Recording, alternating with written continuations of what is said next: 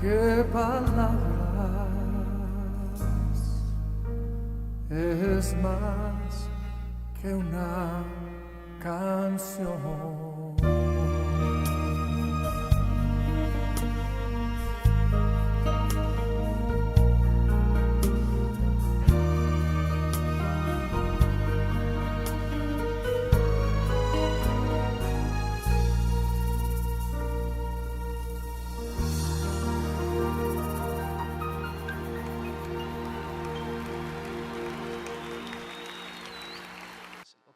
Vamos a abrir entonces Primera de Pedro, capítulo 1, versículo 17.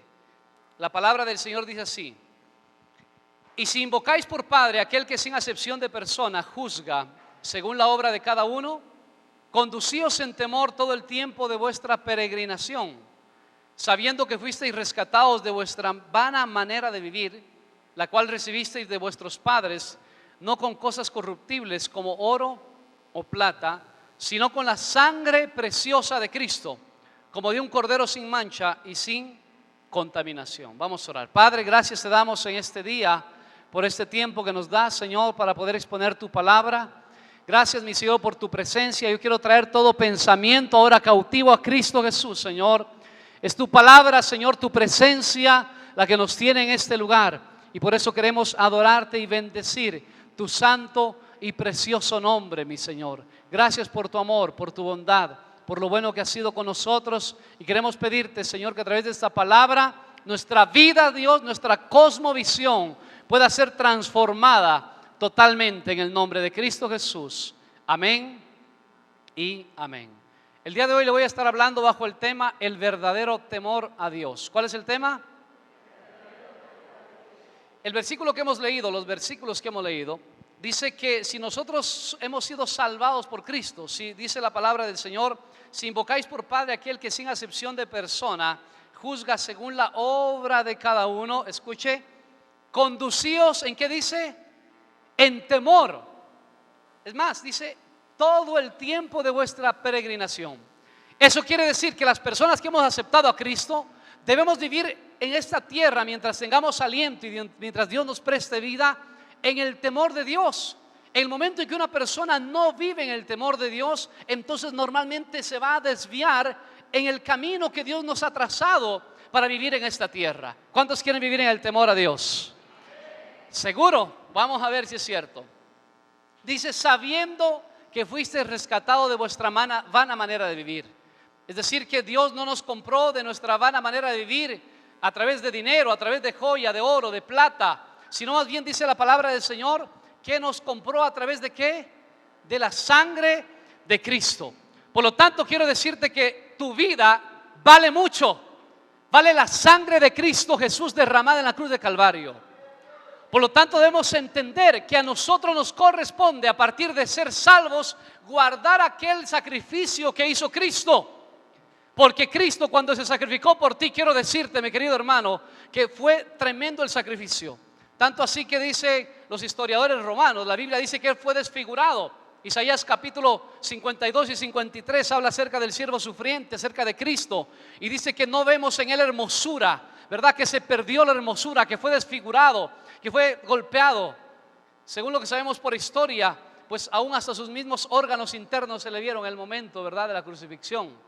Entonces estamos hablando que tú vales demasiado, y por lo tanto nuestra condición de hijos de Dios es vivir en el temor a Dios. Pero aquí es donde quiero entrar al mensaje. Es que muchos de nosotros hemos aprendido acerca del temor de Dios, el temor a Dios, de una manera, yo digo, mediocre. Y aquí sí me voy a meter en problemas con muchos de ustedes.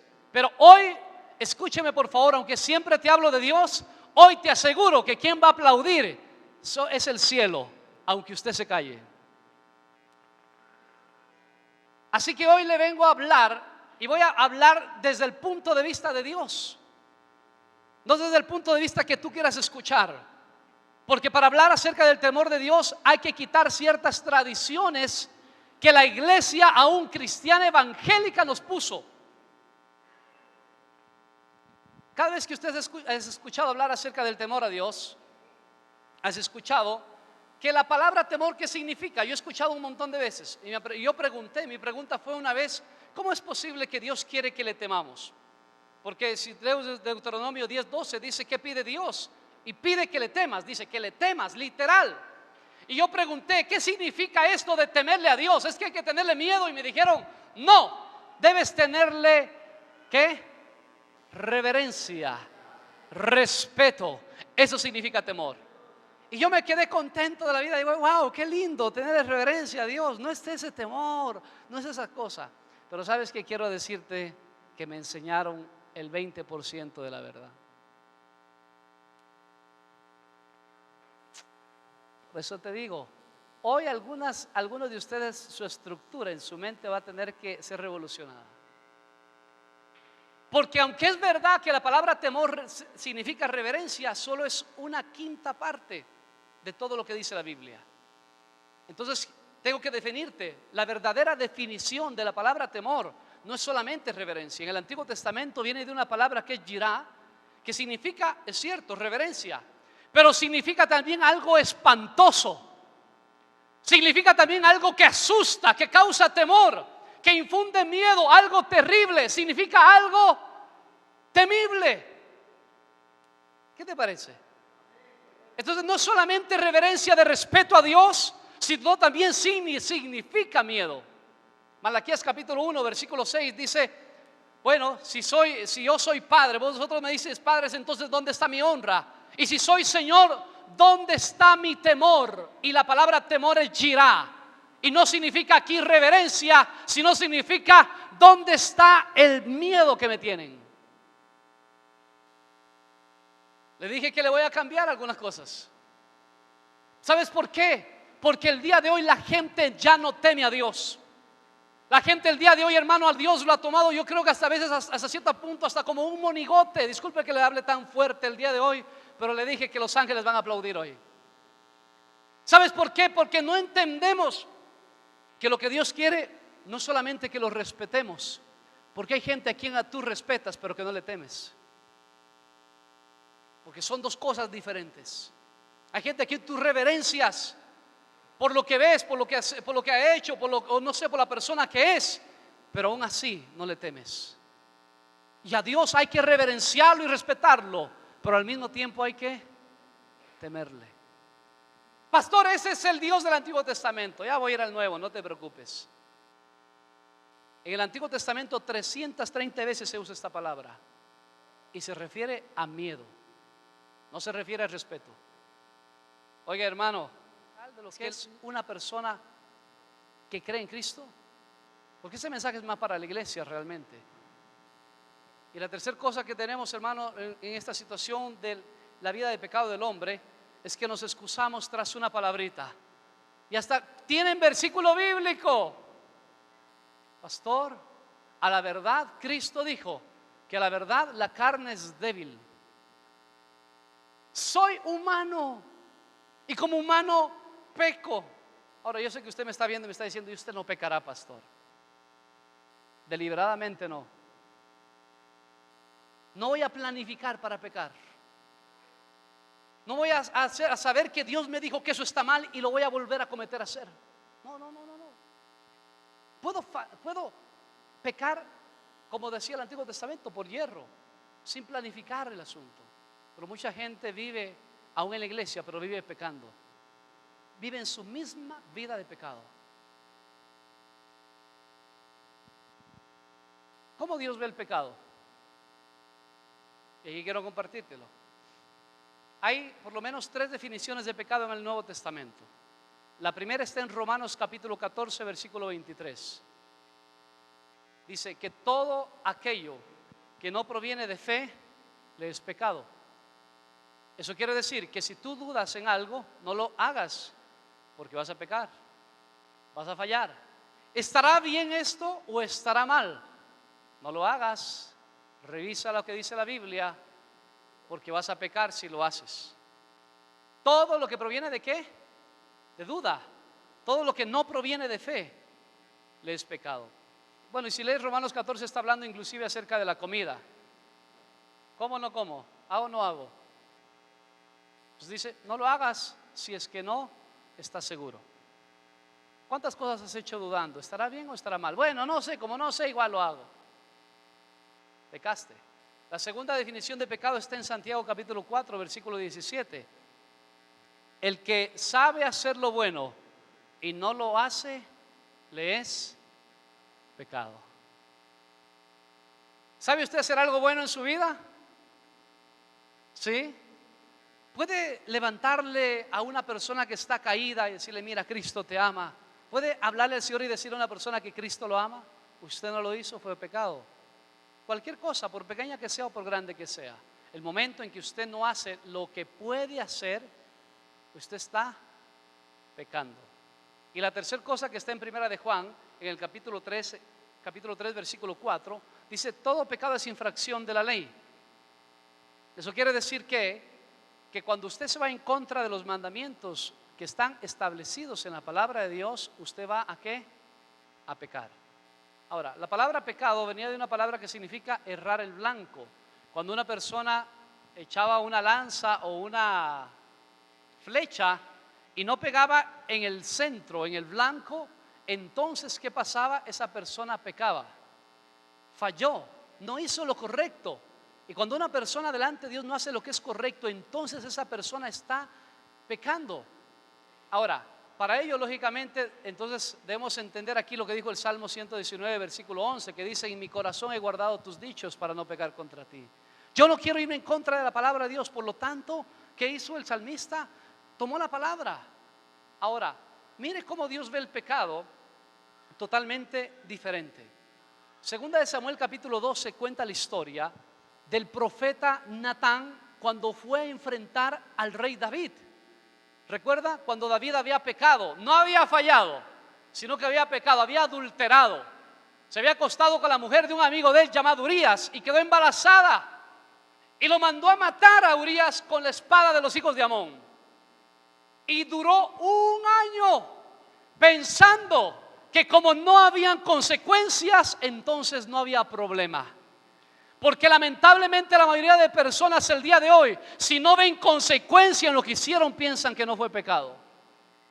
Dios estaba esperando durante un año en que David se arrepintiera y nunca lo hizo. Qué tremendo que somos los hombres, ¿verdad? Porque necesitamos que nos ocurra algo para poder entender que estamos mal. Mi querido hermano, dice la palabra de Dios que cuando llegó Natán donde David, no hizo lo que actualmente hacemos. ¿Sabes qué es lo que hace el día de hoy cuando una persona peca? ¿Qué haces tú? ¿Te preocupas por quién? Dime, ¿por quién te preocupas? Por la persona que pecó. Pero ¿sabes qué hizo Natán? Fue y estaba preocupado por Dios. Y aquí es donde cambia la perspectiva.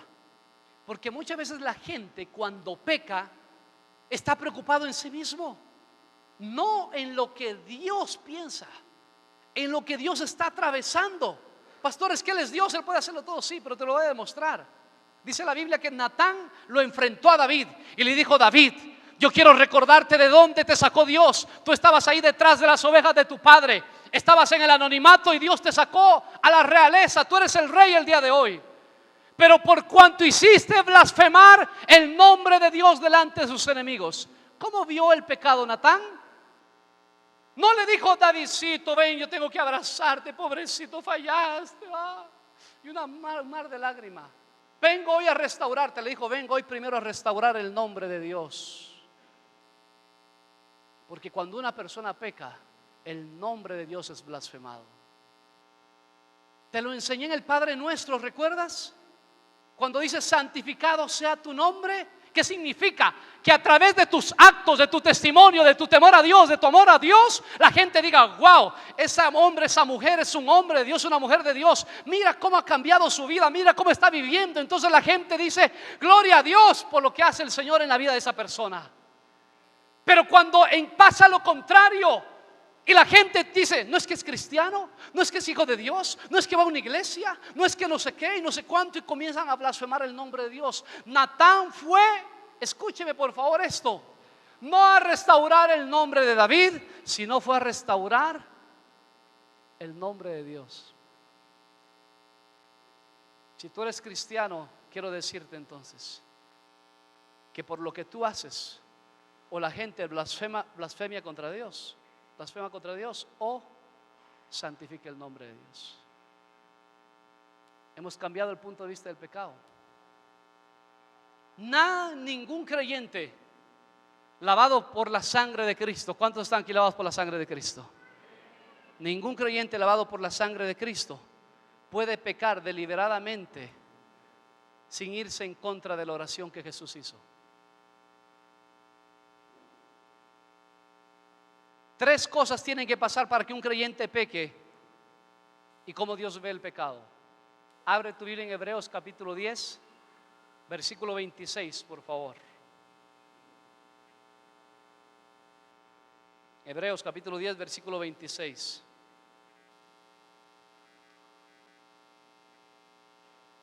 Al 31. ¿Ya lo tienes?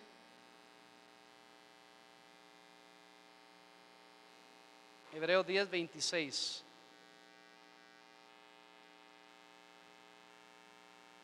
Al 31. Mire, esta palabra es para la iglesia, para los creyentes.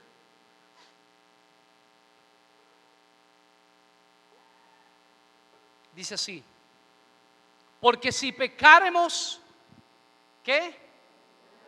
Escuche, después de haber recibido el conocimiento de la verdad, ya no queda más sacrificio por los pecados, sino el amor de Dios sobre tu vida. Aleluya, amén. Gracias. Sino una horrenda expectación. No dice que si tú pecas, no, te va a venir a abrazar el Señor. Dice, queda una horrenda expectación de juicio, de hervor de fuego que ha de devorar a los adversarios. El que viola la ley de Moisés por el testimonio de 2 o de 3 testigos muere irremisiblemente. Está comparando lo que sucedía en la antigüedad. Y para mí el ejemplo más sencillo es cuando en la ley de Moisés, te voy a explicar lo que pasaba. Un hijo era rebelde con su padre y lo desobedecía. ¿Sabes qué hacía el padre? Lo tomaba el padre y la madre a su niño, lo cogían, lo llevaban delante de los ancianos y le decían: mi hijo es rebelde y contumaz. ¿Y sabes qué pasaba? Lo apedreaban. ¿Cuántos estarían vivos el día de hoy si hubieran vivido en el Antiguo Testamento?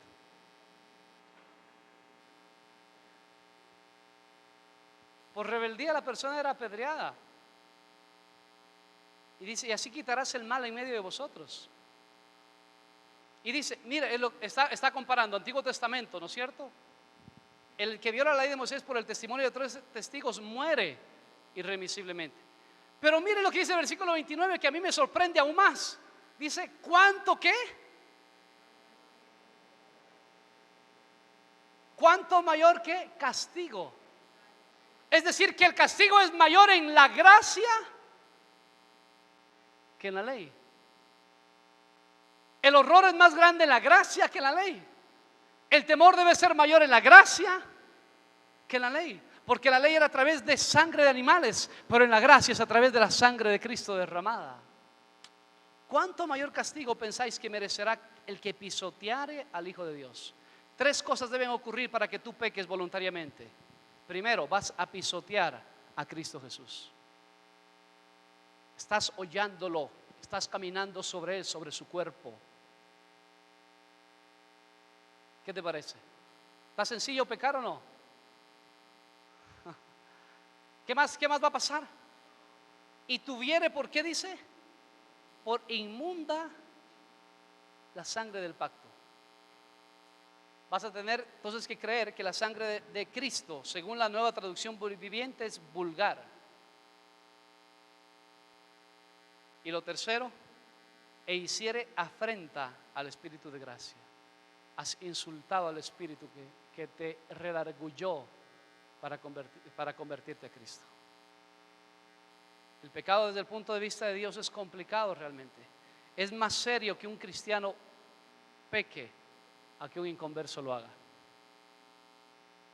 Así que si tú quieres ponerte a la par de un inconverso, no puedes. ¿Y cómo buscas tú los dólares? Todo lo que hacemos con nuestros hijos, los padres, y le voy a pedir que cambie esa dirección. Pensamos que nuestros hijos tienen que estudiar, ¿para qué? Para que se defiendan en la vida. No, hay gente que nunca estudió y se defienden súper bien. Eso no debería ser la razón. Pero aún desde el estudio mismo los mandamos. En vez de crearles valores y principios, les creamos situación de que tienes que ganarte la vida con esto que estás haciendo. Todo lo que hacemos es para buscar plata. ¿O no? ¿Por qué usted el día de mañana está pensando el día de hoy voy a dormir temprano porque mañana le toca trabajar? ¿O no? Porque si no trabaja, dile que está a tu lado, dile, si buscares a Dios como en la plata, dile, fueras diferente, dile. ¿Está de acuerdo conmigo o no? Mire, la gente a mí me dice, pastor, el demonio más grande que existe es la idolatría. Mentira. Hay gente que es capaz de bajar su ídolo y venderlo por tener plata. El ídolo más grande en la historia y en el posmodernismo se llama dinero, la avaricia. Ese es el ídolo más grande el día de hoy. Olvídese usted de los otros ídolos. Si lo tienen que vender, lo venden en peso. ¿O no es así? Y querido hermano, qué tremendo lo que dice la palabra. Pero quiero decirte que cuando una persona teme a Dios y busca a Dios con insistencia, dice, y lo escudriñares como a tesoros, te aseguro, mi querido hermano, que entonces Dios te va a dar las fuerzas y la inteligencia y la sabiduría y la bendición y te va a abrir puertas para que realmente bendecirte. Si Jehová no edifica la casa, en vano trabajan los que la edifican. Si Jehová no guardare la ciudad, en vano vela la guardia. Por demás está que nos levantemos temprano y nos acostemos tarde y comamos pan de dolores. Por demás está que hagas todo eso, que te esfuerces por buscar dinero si Dios no bendice lo que haces. Hay gente que, hermano, no puede ni disfrutar lo que tiene. Y por último dice, entonces entenderás. Cuando recibes la palabra, busca la prudencia, la sabiduría a través de ella. Cuando escuchas y la practicas, entonces vas a entender, dice la Biblia, el versículo 5, entonces entenderás el temor de Jehová y hallarás el conocimiento de Dios. Qué lindo. El temor lo entenderemos, dice. Cuando el temor de Dios está en tu vida, entonces ya no solamente tú quieres predicar, sino quieres vivir lo que predicas. Entonces la gente ya no va a tener tanto que escuchar, tanto lo que hablamos, sino va a tener que ver lo que vivimos. Entonces tú te convertirás no solamente en una persona que habla un mensaje, sino que tú serás mismo el mensaje. Oiga, hermano, Dios tuvo profetas que los hizo callar porque hasta callados hablaban. Sí, el profeta mudo, ¿recuerdas tú? Y la gente decía, ¿y por qué se cayó? Necesito que me hable, que me diga algo. Dios, ¿qué pasó? Háblame, por favor. Hasta cuando callaban, les hablaban. Temor a Dios es vivir de acuerdo a lo que Dios quiere y que mis principios bíblicos no cambien, que los demás cambien. Temor a Dios es ser íntegro y que te pase lo que le pasó a Daniel, hermano. ¿Recuerdas tú que a Daniel le buscaron todo, pero era un hombre que temía a Dios? Le buscaron a ver si tenía algún vicio, dice, y no lo encontraron. Le buscaron a ver alguna cosa, como trabajaba en el gobierno, seguro habían dicho, en el gobierno se corrompen. A ver si alguien le dio por ahí alguna coima y no lo encontraron. Entonces tuvieron que utilizar su amor a Dios. Y dijeron, este hombre no tiene un vicio, no tiene nada de corrupción en su vida. ¿Qué hacemos? Al único que nunca le va a decir nada es a Dios. Por lo tanto, usemos su amor a Dios. Hicieron un edicto para que durante un mes nadie hable a otro Dios sino al rey. Y la Biblia dice que David no cayó por eso. Y escúchame, hermano, y es que cuando tú eres una persona que te guarda en el temor a Dios y tienen que inventar cosas referente a tú y a Dios, te aseguro que Dios es el que te va a cubrir y te va a guardar del foso de los leones. Y si llegas al foso vas a salir victorioso y Dios mismo dejará su ángel para guardarte y protegerte en el nombre de Jesús. Temor a Dios es guardar su palabra. Si tú dices que temes a Dios y no has guardado su palabra, estás jugando con Dios. Tengo 4 beneficios para terminar. 4 beneficios a las personas que le temen a Dios. El primero está en el Salmo 34, versículo 7. Realmente encontré como 35 beneficios del que le teme a Dios, pero no puedo decirte los 35, ¿no es cierto? Quiero decirte los 4 para mí que tal vez resumen la mayoría de ellos. Primero es protección. ¿Cuántos quieren que Dios los proteja? Que no sean peleando ustedes, sino que sea peleando Dios por ustedes. Que venga el ángel de Jehová y los guarde y los cubra. Y dice, ¿qué más? Dice que el ángel de Jehová, que dice, acampa alrededor de los que le temen. Oiga, acampar es ¿qué? Estar centinela, ¿no es cierto? Hacer guardia. Está ahí, ¿verdad? El ángel diciendo, aquí está un hombre, una mujer que me teme. Está atento, está vigilante. ¿Y qué más dice? Y los defiende. Dios te va a proteger si tú temes a Dios y no caes en aquel sistema que el mundo anti Dios nos está mandando el día de hoy. Dios mismo va a ser el que te saque a la luz todas las cosas y te va a bendecir, te va a guardar y te va a proteger. Por eso el salmista decía, yo no temeré lo que me pueda hacer el hombre, porque él temía y su temor estaba en el Señor. Nuevamente voy con estos jóvenes, Sadrad, Mesach y Abed-nego. ¿Recuerdas tú? Hombres que temieron a Dios y que le dijo el rey, o adoran aquí o los mando al horno. Y dijo Dios, le dijo al rey, rey, tranquilo, no tienes que preguntarnos acerca de esto, porque Dios tiene el poder para salvarnos. Y les dijo, y si no, tampoco lo haremos. Estaban diciendo, nos vamos hasta la muerte por nuestro Dios, pero sabemos que Dios nos puede proteger.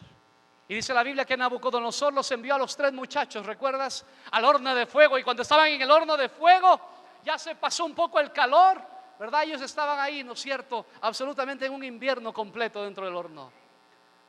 Y el rey se asomó y dijo, wow, ¿no eran 3 los que mandamos a quemar? Sí, rey, eran 3, Sadrad, Mesach y Abed-nego. No, alguien más fue rey. No, eran 3. Dice, el cuarto es como el hijo de los dioses. Escucha, hermano. El mismo ángel de Dios había descendido a guardarlos y a protegerlos. Cuando tú eres fiel a Dios y le temes más a su palabra que a la gente, que a las personas, y que le temes más a Dios que aún al hermano, aún perder toda esta tierra, pero temerle más a Dios, Dios va a guardarte y va a protegerte. Y cuando salieron del horno dice que tan siquiera ni un solo, en el caso mío hubiera dicho ni un solo churo, se quemó. Y tan siquiera no tenían olor a ¿qué? Acampó Dios, les hizo una casita para que el humo no les llegue. Qué tremendo que Dios. ¿Cuántos tienen un Dios poderoso que puede enviar su ángel a defenderlos?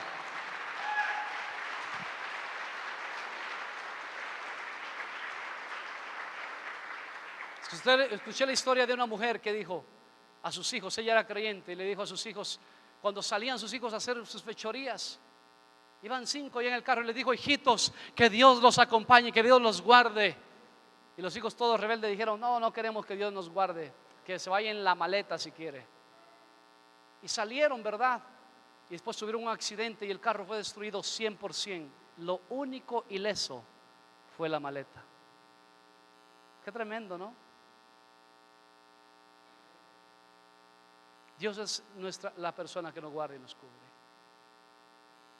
Bueno, ustedes saben lo que ha pasado con nosotros, que hasta en una ocasión me tuvieron que poner policías atrás mío durante un tiempo para cuidarme.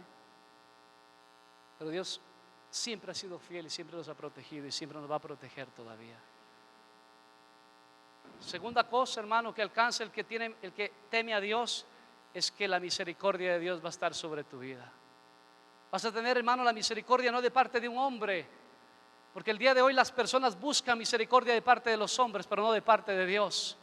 Y la misericordia de Dios, esa sí la quiero totalmente. La misericordia del hombre lo que causa es lástima en el hombre. La misericordia de Dios es que Dios se mueve cada vez que tiene misericordia por alguien. Nosotros, cuando tú tienes misericordia por una persona, ¿qué haces tú? Dices, pobrecito esa persona, y si necesita dinero le sacas $1. Bueno, que Dios te bendiga, qué lástima, qué lástima. Y te fuiste y comenzaste, te olvidaste del hombre. La misericordia de Dios, ¿sabes qué hace, mi querido hermano? Acciona por ti. Cuando Dios tuvo misericordia del hombre, entonces envió a Cristo. Y cuando Cristo tuvo misericordia de la gente al verlos como ovejas que no tenían pastor, entonces sacó sus 12. Y cuando tuvo misericordia de una mujer que andaba, hermano, llevando a su hijo ahí, que estaba muerto, entonces hizo parar el funeral y dijo: levántate, y levantó al hijo de la viuda de Naín. La misericordia de Dios siempre mueve la mano de Dios. Por eso yo quiero que Dios tenga misericordia de mí. Lucas 1:50 dice: y su misericordia es de generación en generación a los que le temen. ¿A quiénes? Salmo 103, versículo 17 y 18. Mas la misericordia de Jehová es desde la eternidad y hasta la eternidad sobre los que le temen, y justicia sobre los hijos de los hijos, sobre los que guardan su pacto y los que se acuerdan de sus mandamientos para ponerlos por obra. ¿Quieres misericordia para tus hijos? Tercero, que eran 4, voy a ir tercero ya. Salmo 128, ponlo por favor. Búscalo, Salmo 128. Necesito que lo abras y lo subrayes todo.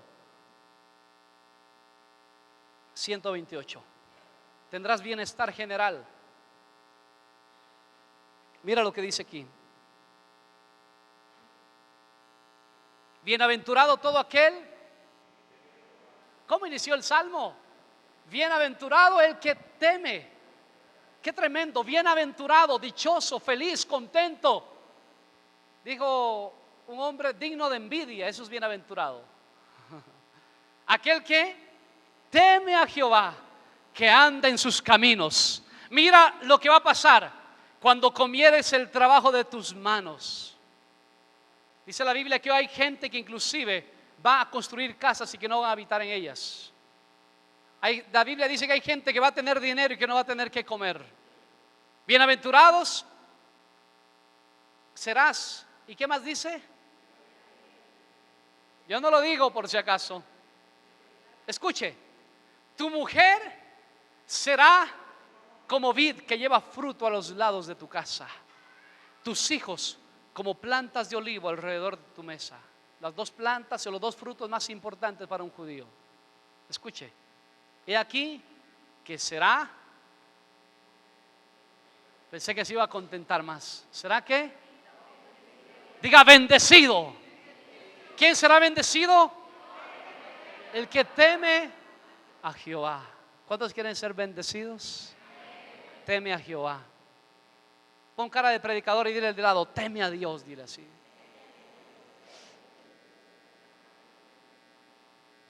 Versículos 5 y 6. Bendígate Jehová desde Sión, y veas el bien de Jerusalén todos los días de tu vida, y veas a los hijos de tus hijos. Paz sobre Israel. Habíamos leído el Salmo 103 que decía de los hijos tuyos, pero aquí dice el Salmo 128, los hijos de tus hijos. Significa que aún ¿quiénes? Tus nietos. Deuteronomio capítulo 4, me voy a adelantar algo porque siento en el Espíritu que tengo que decírtelo ya. Deuteronomio 4 dice que debes aprender a darles a tus hijos la palabra.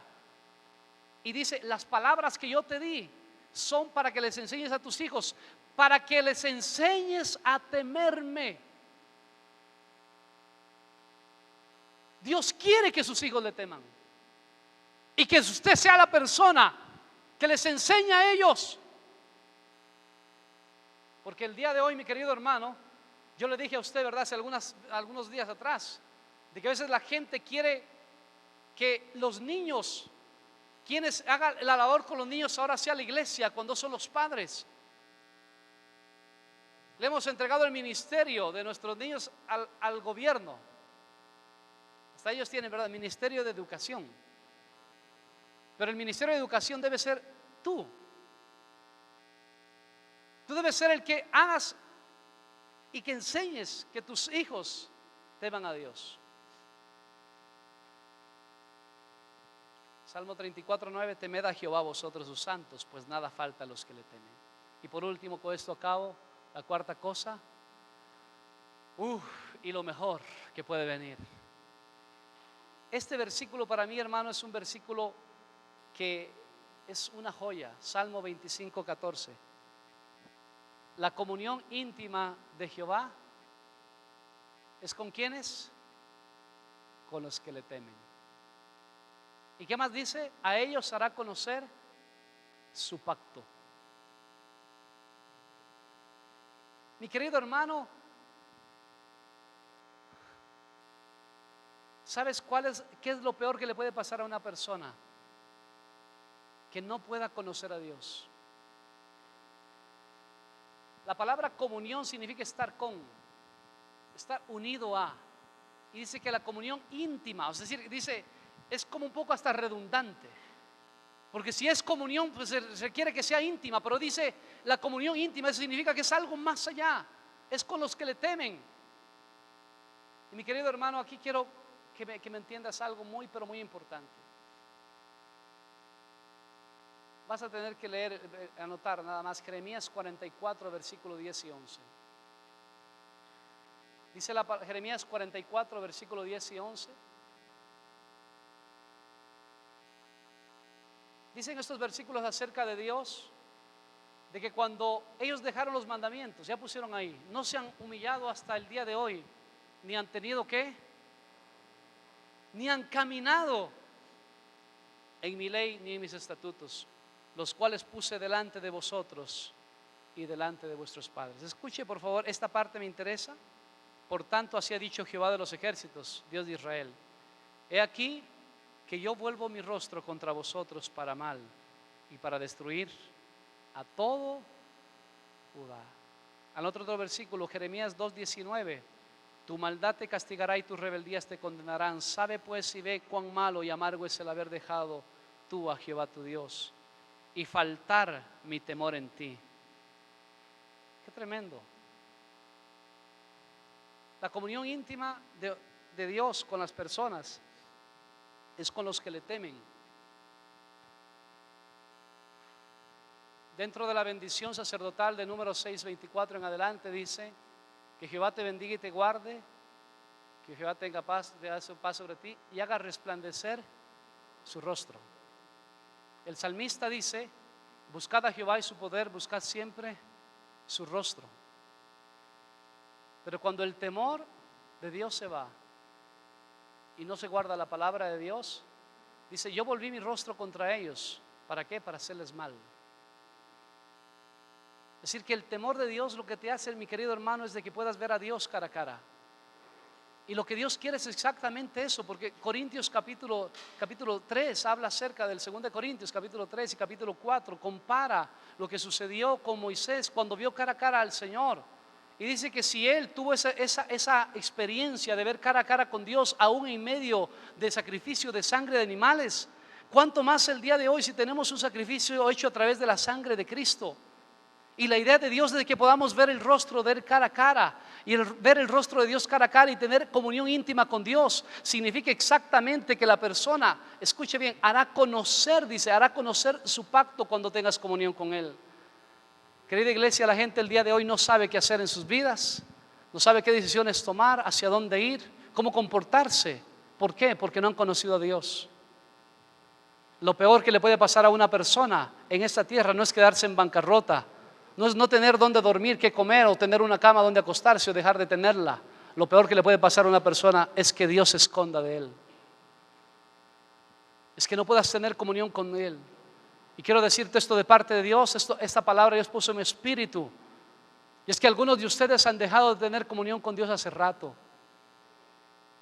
Dejaron de sentir la presencia de Dios, de buscarlo a Dios como deberían. Y la comunión de Dios es íntima para ser realmente eficaz en sus vidas. Dios quiere tener comunión, pero Dios guarda principios. Dios no guarda sentimientos, Él guarda principios. La comunión de Jehová es íntima con los que le temen. A ellos hará conocer su rostro. Si tú tienes comunión con Dios íntima, verdadera, significa que estás temiendo a Dios en verdad. Puede ser que has sentido que tu oración ha sido una oración que ha llegado al techo y dices: wow, Señor, parece que tengo techo de bronce y piso de hierro, que mi oración no pasa y no atraviesa nada. ¿Será que tu temor se ha desgastado delante de Dios? Hoy día en las iglesias, hermano, es fácil ver la gente que no teme a Dios. Facilito. Porque entraron de una forma y salieron peor. Tanto así que no temen a Dios, hermano. Creo que no te lo he dicho a ti, pero si tú levantaras lo que hay debajo de la iglesia, debajo de la silla tuya, y si lo pusieras así, comenzar a buscar, vas a comenzar a buscar hasta chicles, hermano. La gente vino a la iglesia mascando chicle. Y como ya se le acabó el dulce, coge y lo pegó hasta abajo de la silla. Si tú fueras a presentarte delante de alguien que realmente dices que tienes respeto y reverencia, ¿cómo llegarás? Si tú te invitara, no sé, el presidente Obama a la Casa Blanca, ¿verdad? Y estuvieras ahí, ¿cómo llegarás? Llegarás con un chiclecito y si se te olvidó el chicle, dices, voy a dejarlo aquícito.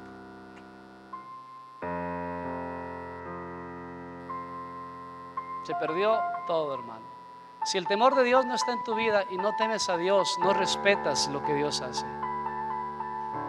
Realmente la reverencia viene después del temor. O si no, solamente son palabras. Todavía temo a Dios. Y quiero, Centro Cristiano, decirte que si tú temes a Dios, entonces prepárate, porque en verdad te va a ir bien. Porque en verdad va a haber bendición sobre tu vida. Porque aunque vengan problemas, vas a decirle, Señor, yo he sido fiel contigo, yo te he temido, he guardado tu palabra. Y cuando tú guardas la palabra, siempre el final tuyo va a ser feliz. Aunque andes por valle de sombra y de muerte. Puedes levantar tu mano delante del Señor, cerrar tus ojos, decirle, Señor, aquí estoy delante de ti. Palabras, porque es más que palabras, porque es más que palabras, es más que una canción.